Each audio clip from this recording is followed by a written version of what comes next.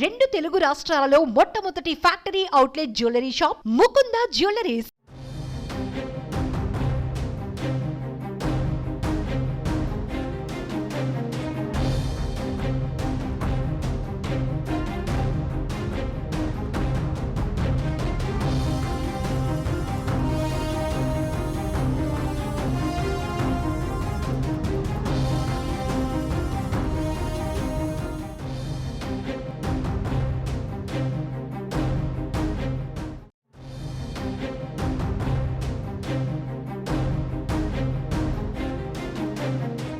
ఏపీలో పొత్తులు కుదరడంతో రాజకీయాలు రసవత్తరంగా మారాయి. జనసేన అధ్యక్షుడు పవన్ కళ్యాణ్ మరింత దూకుడు పెంచారు. పొత్తు సీట్ల లెక్క తేలడంతో సీట్లు అంశంపై కేంద్ర పెద్దలతో భేటీ అయ్యారు.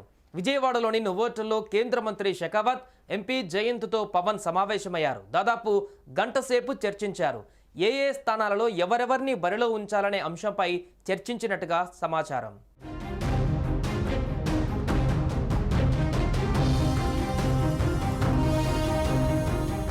రాష్ట్రంలో పోటీ చేయబోయే స్థానాలపై జనసేన, బీజేపీ ఫోకస్ పెట్టాయి. పొత్తులో భాగంగా బీజేపీకి 5 ఎంపీ, 6 ఎమ్మెల్యే స్థానాలు ఇచ్చేందుకు టీడీపీ అంగీకరించింది.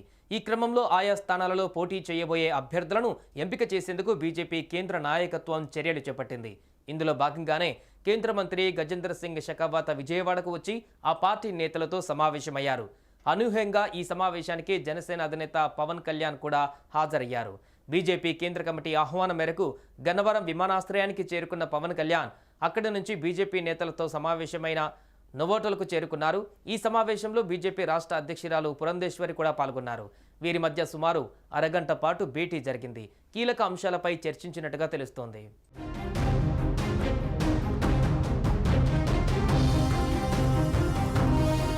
పొత్తులో భాగంగా జనసేన 24 ఎమ్మెల్యే, 2 ఎంపీ సీట్లలో పోటీ చేస్తోంది. ఇప్పటికే కొన్ని స్థానాలకు జనసేనాని పవన్ కళ్యాణ్ అభ్యర్థులను ప్రకటించారు. బీజేపీకి 6 ఎమ్మెల్యేలు, 5 ఎంపీ స్థానాలలో పోటీ చేయనుంది. ఆయా స్థానాలకు బలమైన అభ్యర్థులను బరిలోకి దించేందుకు వ్యూహాలు సిద్ధం చేస్తోంది.